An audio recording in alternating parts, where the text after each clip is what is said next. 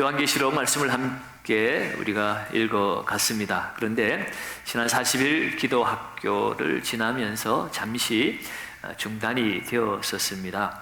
이제 다시 우리가 요한계시록을 마저 함께 읽어갈 것인데요. 너무 오래 쉬었기 때문에 지나간 말씀이 아마도 기억이 가물가물하실 것 같아서 오늘은 23장 말씀을 함께 보기 전에 요한계시록을 우리가 어떤 여정으로 지나왔는지 잠시 한번 간략하게 되짚어보면서 설교의 맥을 이어가려고 합니다. 우리 표를 한번 보여주시면 좋겠습니다. 요한계시록 말씀을 묵상하면서 우리가 가장 먼저 만났던 장면은 1장에서 부활하신 예수 그리스도의 영광스러운 모습을 1장에서 보았습니다. 사도 요한이 반모섬에 유배되어 있을 때에 놀라운 환상을 보았는데 그 환상 속에서 7 금촛대 사이를 거니시고 7 별을 붙잡고 계신 예수님을 보았습니다. 이것을 통해서 예수님은 교회의 머리 되신다는 것, 7 교회를 7 별을 붙들고 있는 7 촛대를 거니시는 예수님은 바로 교회를 친히 보살피시는 분이심을 우리가 이 말씀을 통해서 보았습니다. 이어서 2장과 3장에는 7 교회에 보내는 메시지를 우리가 들었습니다. 7 교회, 각 교회 상황에 따라서 칭찬의 말씀을 듣기도 했고 책망의 말을 듣기도 했고 또 회복과 권면의 말씀을 듣기도 했습니다. 이 7 교회에 주신 말씀은 단순히 소아시아 7 교회만이 아니라 7의 숫자는 완전수라 그랬죠. 이 땅에 존재하는 모든 교회에게 말씀하시는 하나님의 메시지라는 것을 우리가 들었습니다. 그렇기 때문에 7 교회에 주신 하나님의 그 메시지를 들으면서 우리의 자신을 돌아보고 성찰하며 또 주님의 뜻대로 나아가는 그런 도전적인 메시지를 우리가 함께 보았습니다. 이어지는 4장으로 넘어가면 요한의 시선은 이제 하늘 보좌로 옮겨지게 되지요. 그가 환상 가운데 하늘 보좌를 보았는데 그 하나님 보좌에 둘러싸서 찬양과 경배를 드리는 그 천사들의 광경을 보았습니다. 그리고 5장에서는 어린 양 예수께서 임봉된 두루마리를 받으시고 그 임봉을 떼시는 장면을 보게 되죠. 이 7 임봉된 두루마리는 장차 일어나게 될 이 세상의 역사에 대한 것이었습니다. 이것을 통해서 예수 그리스도가 이 역사의 주인이심을 우리가 분명히 보게 되고 이 세상은 세상의 권력자들에 의해서 움직여지는 것이 아니라 바로 하늘에 계신 우리 주 예수 그리스도에 의해서 이 세상은 통치되어지고 이끌어져 가고 있다는 사실을 우리가 분명히 보고 알게 되었습니다. 이어지는 6장으로 가면은 이제 그 봉인된 7 두루마리가 이제 하나씩 떼어지게 되어지지요. 이 6인까지 떼어지는 환상을 통해서 전쟁이라든지 기근이나 죽음이나 또 순교와 같은 고난과 극심한 심판의 모습들이 일어나는 것들을 우리가 보았습니다. 그렇지만 그런 환난 속에서도 하나님께서는 입맞은 하나님의 백성들, 이 성도들을 보호하시고 구원하실 것을 약속하시는 말씀을 우리가 들었습니다. 그리고 7장으로 가면 이제 7번째 인이 떼어지기 전에 마치 연극의 막간이 있듯이 7번째 인이 떼어지기 전에 다른 환상을 이제 또 보게 되지요. 거기에서는 이 14만 4천 명으로 대변되어지는 신구약의 모든 성도들 그리고 각 나라에서 온 모든 피조물들이 하나님과 어린 양께 영광을 돌리는 웅장한 찬양의 모습, 참 예배가 무엇인지, 하늘에서 예배가 어떻게 드려지는지 그 모습을 우리가 함께 보았습니다. 이러한 모습은 장차 우리가 하나님 나라에 들어가서 하나님 앞에 영광스러운 예배를 드릴 때 어떻게 되어질 것인가를 미리 엿보는 그러시기도 하고, 또 그 날을 우리가 기대하게 하는 말씀이기도 했습니다. 그리고 8장으로 가서는 이제 7번째 인이 떼어짐과 함께 7 나팔 재앙이 시작되는 것을 우리가 보았지요. 첫째 나팔부터 6째 나팔까지의 재앙은 땅과 바다, 강과 해와 달과 별, 그리고 사람들을 몹시 괴롭히는 무시무시한 심판의 모습들이 나타났습니다. 이러한 이 심판의 모습들은 하나님을 떠나서 죄악 가운데 살아가고 있는 세상에 대한 경고였습니다. 그리고 동시에 성도들에게는 이러한 환난 많은 세상 속에서 우리가 회개하고 깨어 있어야 될 것을, 그래서 하나님께로 돌아오라는 외침이었다는 것을 하나님의 이 심판의 모습 속에서 우리는 깨닫게 되어집니다. 그리고 이제 10장으로 넘어갈까요? 하울링이 좀 생기는 것 같은데 모니터를 조금 줄여주시든지 해보시지 어떨까요? 네. 자, 이제 10장과 11장에서는 6번째 나팔이 재앙이 이제 나타난 이후에 두 번째로 다시 막간이 나옵니다. 이 두 번째 막간에서는 펼쳐진 두루마리와 두 증인의 이야기가 나오죠. 이 두 증인은 환난 가운데서도 담대하게 복음을 증거하는 하나님의 사람들, 교회의 모습을 상징하는 것이었습니다. 이 두 증인, 교회는 핍박과 죽음 앞에서도 굴하지 않고 하나님의 말씀을 담대하게 전했습니다.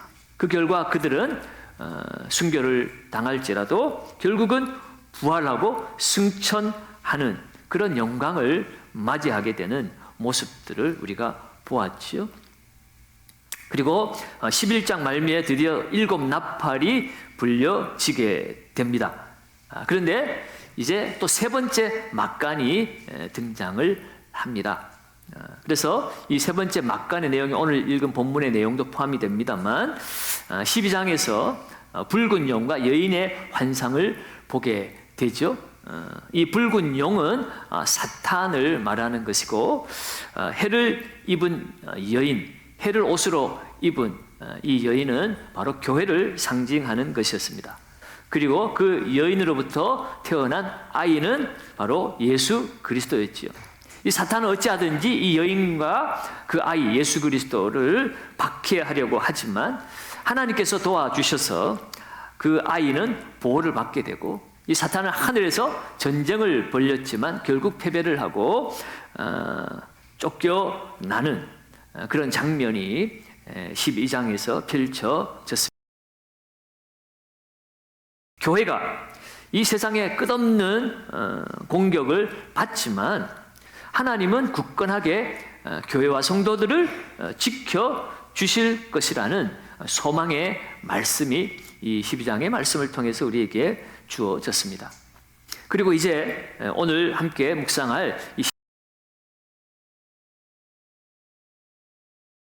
하고 성도들을 핍박하는 두 짐승의 등장을 우리가 보게 되지요. 이 두 짐승도 사단이 부리는 사단의 하수인이었습니다. 오늘 이 13장 말씀을 통해서 오늘은 이 마지막 때에 교회가 마주하게 될 고난과 그 속에서 그럼에도 불구하고 승리하게 되는 그 교회의 모습이 어떠한지 함께 말씀을 통해서 은혜를 나누도록 하겠습니다. 자, 오늘 사도 요한은 환상 가운데 바다에서 올라오는 한 짐승을 보게 됩니다. 1절을 우리 같이 한번 읽어보도록 하겠습니다. 1절입니다. 내가 보니 바다에서 한 짐승이 나오는데 뿔이 열이요 머리가 일곱이라 그 뿔에는 열 왕관이 있고 그 머리들에는 신성 모독하는 이름들이 있더라. 아멘. 갑자기 화면이 나갔어요. 자, 성경 말씀을 보시면 되겠습니다. 자, 한 짐승이 바다에서 올라왔습니다. 그런데 이 짐승은 10개의 뿔과 7개의 머리를 가지고 있고 그 뿔에는 또 10 왕관이 쓰여져 있습니다. 그리고 머리에는 하나님을 모독하는 이름들이 쓰여 있었습니다. 이 한 짐승의 모습은 2절에 보니까 그 짐승은 표범과 비슷하고 그 발은 곰의 발 같고 그 입은 사자의 입 같다라고 이야기를 하고 있죠. 그런데 용이 자기의 능력과 보좌와 큰 권세를 그에게 주었더라. 용 곧 사탄이 이 짐승에게 자신의 능력과 보좌와 큰 권세를 주었다라고 말하고 있습니다. 여러분, 이 짐승은 어떤 존재일까요? 이 짐승의 환상을 우리가 보면 좀 황당하기도 하고 이게 무슨 뜻일까 이렇게 답답하기도 하고 낯선 말씀입니다만, 그러나 초대교회 성도들이 이 말씀을 들을 때에는 그들에게 단번에 떠오르는 이미지가 있습니다. 그것은 바로 다니엘서 7장의 말씀입니다. 다니엘서 7장을 읽어보시면 시간 관계상 다 읽지는 않겠습니다. 여러분 집에 가서 한번 살펴보시기 바랍니다. 다니엘이 침상에서 누워있다가 꿈을 꾸고 환상을 보게 됩니다. 그 환상 가운데 다니엘은 큰 짐승 넷이 바다에서 올라오는 환상을 보게 되지요. 그 바다에서 올라온 네 짐승의 모습은 각각 달랐습니다. 첫째 짐승은 사자 같았다고 했고, 둘째 짐승은 곰과 같았다고 했고, 세 번째 짐승은 표범과 같았다고 했고, 마지막 네 번째 짐승은 다른 어떤 것과 무엇하고 비교할 수 없는, 무엇하고 말할 수 없는 그런 존재지만 그러나 가장 무시무시한 놀라운 그런 짐승이라고 이야기를 합니다. 그리고 그 짐승, 네 번째 짐승에게도 10뿔이 있다라고 다니엘이 본 환상에서 말하고 있지요. 그런데 다니엘이 나중에 그 환상 가운데 인자 같은 바로 예수 그리스도가 예표되어 나온 것입니다. 그를 호위하는 사람들에게, 천사들에게 너무너무 궁금해서 고민이 되어서 물어봤습니다. 도대체 이 환상이 무엇이냐라고 물어봤더니 그 네 짐승은 세상의 나라들이라고 이야기를 하고요. 학자들은 이 세상의 나라에 대해서 바벨론과 메데바사와 헬라와 로마 제국일 것이다, 그렇게 해석을 하기도 합니다. 어쨌든 이 네 번째 나라는 앞에 그 세 번째 짐승 세 나라와는 정말 더 비교할 수 없을 만큼 강한 나라였고, 또 그에게는 10뿔은 그 나라의 10왕이라고 했습니다. 그리고 10왕 후에 또 하나의 왕이 나타날 것인데 그가 하나님을 대적하며 하나님의 성도들을 괴롭게 할 것인데 그 기간은 한때와 두때와 반때가 될 것이다 라고 그렇게 말해 주었습니다. 그것이 이 다니엘서 7장에 나오는 다니엘이 본 환상의 내용이었습니다. 그렇지만 결론은 그 짐승들은 다 죽임을 당하게 되고 하나님께서 성도들을 지키고 보호할 것이다라는 것이었습니다. 이러한 다니엘의 그 환상을 알고 그 구약 성경을 읽고 그 환상을 잘 알고 있는 초대교회 성도들은 오늘 이 사도 요한의 메시지를 들었을 때 이 환상에 대해서 쉽게 받아들일 수가 있었을 것입니다. 그러니까 오늘 본문에 나오는 바다에서 한 짐승이 올라왔는데 이 바다라고 하는 것은 혼란스럽고 불완전한 이 세상 또는 이방 민족을 상징적으로 나타내는 것이라고 우리가 해석할 수가 있죠. 그리고 10개의 뿔과 7개의 머리는 다니엘에서 말한 것처럼 세상의 권력과 왕들을 의미하는 것이라고 볼 수가 있습니다. 그리고 그 위에 있는 왕관과 신성을 모독하는 그 이름들은 그들의 권세라고 하는 것이 결국은 하나님을 대적하는 성격을 가진 것이라는 것을 우리에게 보여주고 있습니다. 다니엘에서는 이 네 가지 짐승이 각각 나왔는데 오늘은 이 한 짐승 안에 이 네 가지 짐승이 통합적으로 이렇게 하나로 엮여져 있는 것을 볼 수가 있습니다. 그 모습이 표범과 같은데 이 짐승의 모습은 포범처럼 날렵하고 발은 곰의 발 같다고 그랬잖아요. 곰의 발처럼 무겁고 잔인하고 사자의 입처럼 삼킬 듯한 그런 위협적인 존재가 바로 이 바다에서 올라온 짐승의 모습이라는 것입니다. 그리고 이 짐승이 바로 영으로부터 사단에게 권세를 받아서 세상을 지배하고 하나님을 대적하는 존재라는 것을 우리가 알 수가 있는 것이죠. 오늘 이 땅을 살아가면서 우리가 이 세상 역사를 바라볼 때에 수많은 왕들이, 권력자들이 하나님을 대적하고 스스로 높이고 또 많은 성도들을 억압했던 그런 역사들을 우리가 보게 됩니다. 실제로 로마의 그 황제들이 얼마나 그리스도인들을 핍박했습니까? 특별히 네로 황제 같은 경우에는 열왕 이후에 나타난 그 왕이 바로 이 네로 황제가 아닌가 싶습니다만 더 극렬하게 백성들을 괴롭히고 핍박하기도 했지요. 그러나 그런 로마의 황제들이나 또 뭐 히틀러나 아니면 김일성이나 김정은이나 또 뭐 저 중국의 공산당이나 저 아랍의 또 어떤 독재자들이나 여러분 그들은 이 세상에서 잠시 동안은 호령을 하고 권세를 마음껏 휘둘렀는지 모르지만 결국 그들은 다 하나님의 심판 아래에서 멸망을 당했습니다.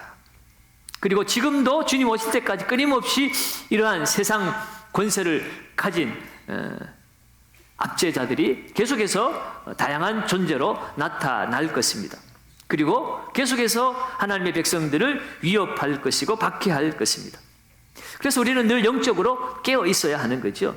이 세상의 핍박자들, 악한 대적들, 하나님을 대적하고 백성들을, 성도들을 핍박하는 그 실체를 우리가 알아야 되는 것입니다. 그래야만이 우리가 늘 경계하면서 우리의 믿음을 지켜낼 수가 있죠. 어찌하든지 이 짐승은 세상을 지배하면서 그리스도인들이 하나님으로부터 멀어지게 하기 위해서, 자기 밑에 두기 위해서 온갖 술수를 벌이는데 이 짐승이 예수 그리스도의 흉내까지 내는 것을 보게 됩니다.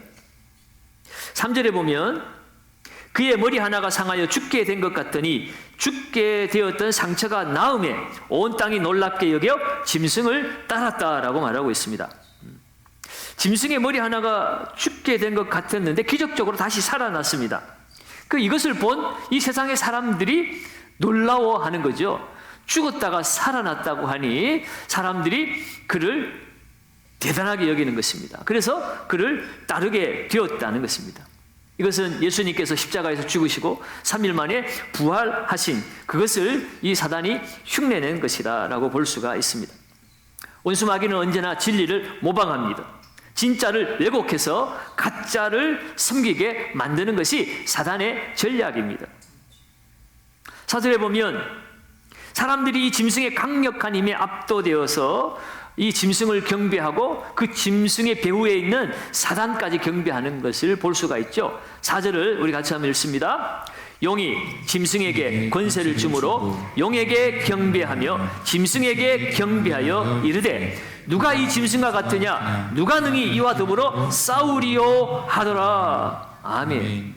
그 죽었다가 다시 살아나는 그 짐승의 그 놀라운 모습 앞에 사람들이 압도될 뿐만 아니라 이 용이 사단이 짐승에게 권세까지를 줌으로 말미암아 그 능력 앞에 이 사람들이 압도가 되어서 짐승을 경배할 뿐만 아니라 그 짐승에게 권세를 준 사단까지 경배하고 있습니다. 정말 경배의 대상이 누구인지를 이 사람들이 망각하고 있습니다. 오늘 이러한 모습은 이 세상을 사는 우리들의 모습 속에서도 얼마든지 나타날 수가 있습니다. 이 세상을 지배하는, 이 세상 배후에 역사하는 어둠의 주관자, 이 짐승과 사단의 세력, 그것이 권력이든지 또는 어떤 활락이든지 아니면 돈이든지 사람들을 그런 것으로 유혹하고 미혹합니다. 내가 너를 성공시켜 줄게. 너에게 물질을 풍요하게 만들어 줄게. 너에게 인간적인 명예와 권세를 다 줄게. 마치 예수님 앞에 나타난 사단이 예수님 앞에 이 세상 다 줄게 라고 그렇게 시험을 했던 것처럼 사단은 지금도 이 세상 사람들을 미혹하고 시험하고 있습니다. 그래서 어찌하든지 그들의 마음을 빼앗아 버리는 거죠. 아, 하나님 없어도 되는구나. 돈이 내 하나님의 역할을 해줄 거야. 이 권세가, 명예가 하나님 역할을 해줄 거야. 이 돈이나 명예나 권세가 나를 보호해주고 지켜주지. 하나님이 어떻게 날 지켜줘? 하나님 보이지도 않잖아. 그렇게 원수마귀는 우리 마음 안에 어두운 생각을 집어넣어 버리는 거죠. 거기에 우리가 마음을 홀딱 뺏겨버리는 거예요. 그러다 보면 하나님보다는 세상을 더 의지하고 결국은 세상을 섬기고 그 배후에 역사하는 사단을 섬기는 자리까지 나아가게 되어지는 것입니다. 사랑하는 여러분, 진정한 능력과 권세는 오직 하나님께만 있는 줄 믿습니다. 하나님께로부터 진정한 능력과 권세가 나오는 거예요. 우리의 경배의 대상은 이 세상이 아닙니다. 이 세상을 다스리는 원수 마귀가 아닙니다.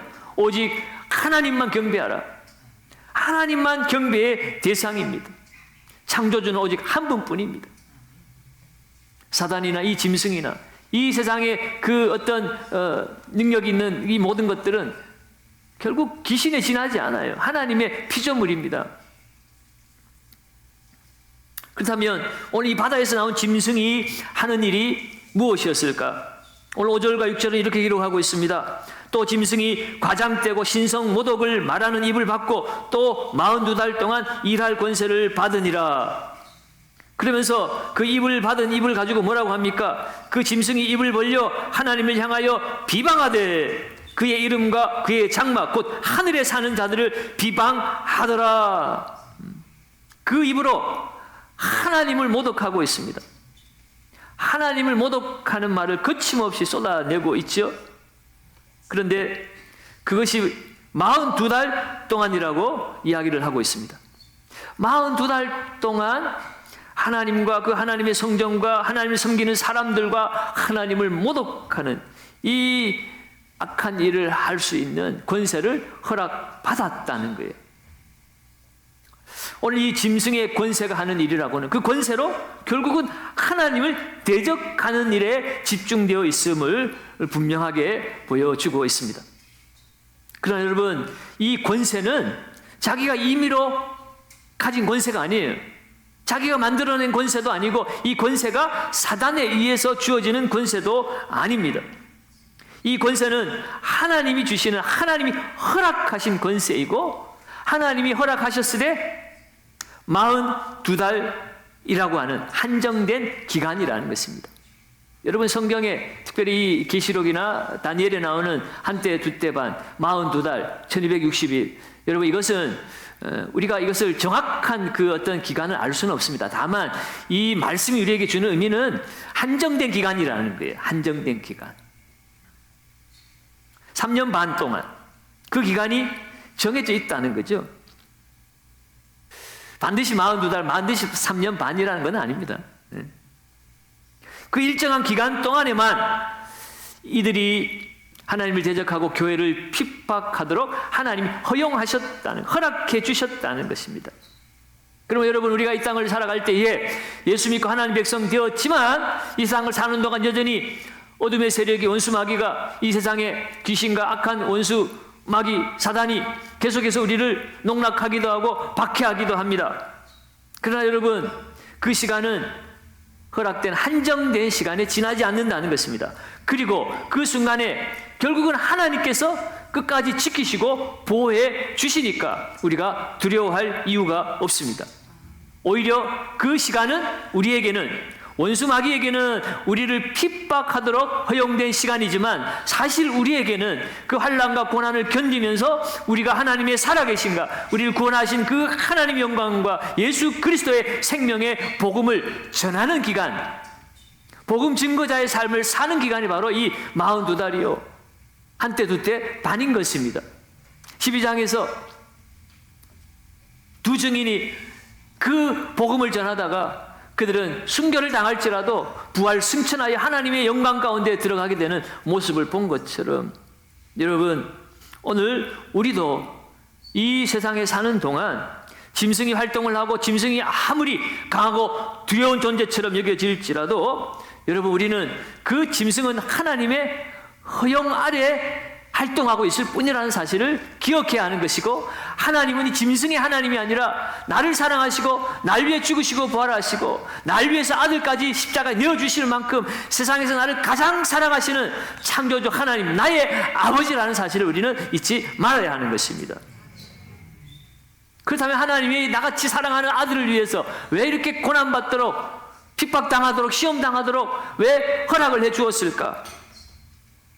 왜 하나님을 당신을 모독하게 하는 이런 일까지도 허락을 하신 것일까? 여러분, 그것은 하나님의 정하신 은혜로우신 목적과 하나님의 영광이 드러나기를 원하는 하나님의 계획이 있는 줄 믿습니다.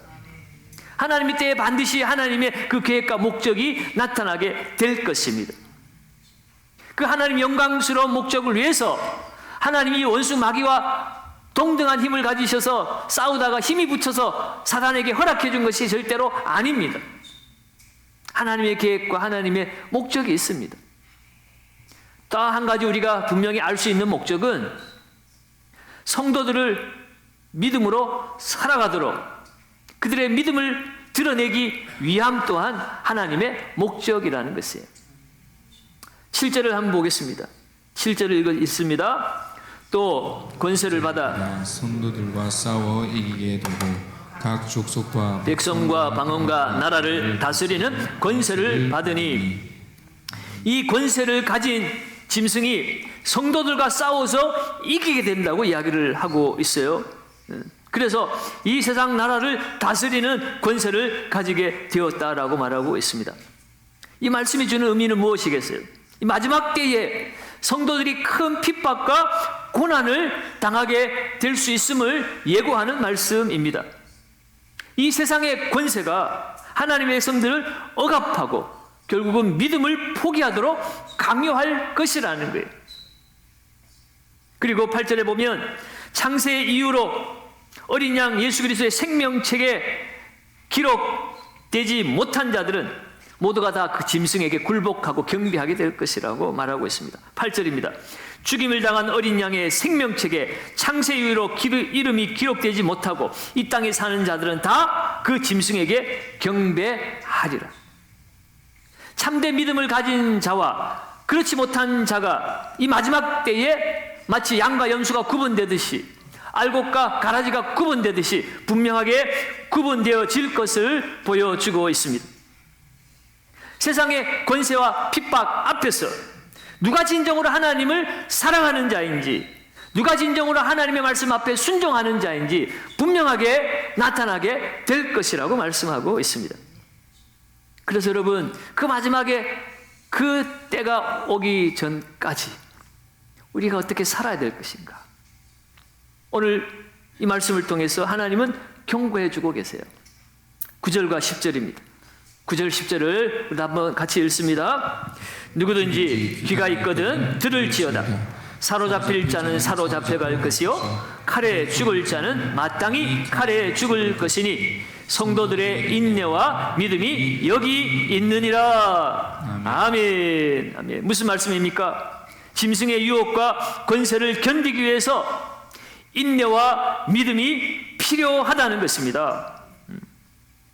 왜 그렇습니까? 사단이 힘이 있어서가 아니라 하나님의 잠시 동안 허용 아래 있는 것이고, 마지막 때가 되면 마지막 최후 승리는 결국 하나님께 있기 때문에, 하나님께서 사탄을 이기고 승리하게 해 주시기 때문에 오늘 이 땅에 사단의 그 핍박 가운데 살아가는 우리 성도들이 가져야 될 것은 바로 인내와 믿음이라는 것이에요.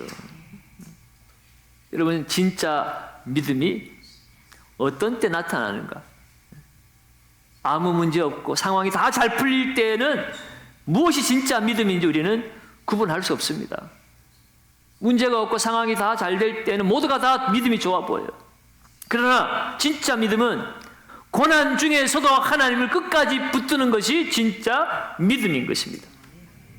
이 세상에 나를 도와줄 자 아무도 없어도, 내 소원이 이루어지지 않는다 할지라도, 이익은커녕 날마다 손해보며 산다 할지라도, 그럼에도 불구하고 끝까지 하나님을 신뢰하는 것, 그것이 인내이고 그것이 진짜 믿음이라고 하는 것입니다. 여러분, 우리는 끝까지 인내와 믿음으로 살아야 됩니다. 예수 그리스도께서 십자가에서 죽으시고 부활하심으로 이미 승리하셨습니다. 십자가에서 사단의 머리통은 깨져버렸어요. 이미 끝난 싸움입니다. 그러면 여러분, 오늘 이 세상이 아무리 크고 두려워 보여도, 그 짐승이 아무리 강해 보여도 우리는 알고 있습니다. 우리의 이름이 어린 양의 생명책에 기록되었다는 것을, 예수를 믿었다는 것은요, 그 예수 그리스도가 날 위해 죽으시고 부활하심으로 나를 하나님의 자녀 삼아 주셨고, 내 이름을 하나님의 생명책에, 예수 그리스도의 그 생명책에 기록하셨다는 뜻이에요. 그 예수 그리스도의 영이 우리를 인을 치셔서 어떤 환난과 어려움이 있어도 우리를 보호하시고 지키시고 하나님의 영광의 나라로 우리를 인도해 주실 것입니다. 그러면 여러분, 세상 권세 앞에서, 세상 유혹과 시험 앞에서 우리는 흔들리지 말아야 하는 것입니다. 인내가 필요합니다. 믿음을 지켜야 합니다. 여러분, 지금 우리 눈앞에 펼쳐진 우리를 미혹하고 우리를 무릎 꿇게 만드는 권세가 무엇입니까? 사람입니까? 물질입니까? 질병입니까? 여러분, 아무리 우리를 핍박하고 우리를 두렵게 만드는 그 어떤 대상일지라도, 그 어떤 상황일지라도 승리는 이미 십자가에서 이루어졌습니다. 이 땅에서 고난받는 것이 패배가 아니에요, 여러분. 우리의 믿음을 드러내는 과정일 뿐인 것입니다. 이 땅에서 고난받고 결국 우리는 다 죽음의 문을 통과해야 되는 것입니다. 고난을 안 받는 것이 문제가 아니라 그 죽음의 문을 통과한 이후에 그 하나님의 영광의 나라에 들어가느냐 못 가느냐, 그것이 문제인 거지요. 승리는 거기에서 판가름 나는 것입니다. 예수 그리스도의 어린 양의 생명책에 기록되었느냐 안 되었느냐. 생명책에 기록된 자는 세상에 무릎 꿇지 않고 원수 마귀에게 무릎 꿇지 않고 인내와 믿음으로 지켜 나아가는 사람들입니다. 여러분, 그도 말씀드리지만 이 요한계시록은 우리에게 두려움을 주기 위한 말씀이 아니라고 했습니다. 환난이 다가오겠지만 그 환난 속에서도 우리가 믿음으로 승리할 수 있으니 두려워하지 말라는 것입니다. 내가 너희들을 지켜주겠다라고 말씀하시는 하나님의 사랑의 메시지인 것입니다. 그러므로 오늘도 이 말씀을 기억하시고 어떠한 환난과 고난 속에서도 믿음을 지키시는 믿음의 용자들이 되어지시는 우리 경상교회 모든 가족들 되시기를 예수님의 이름으로 축원합니다.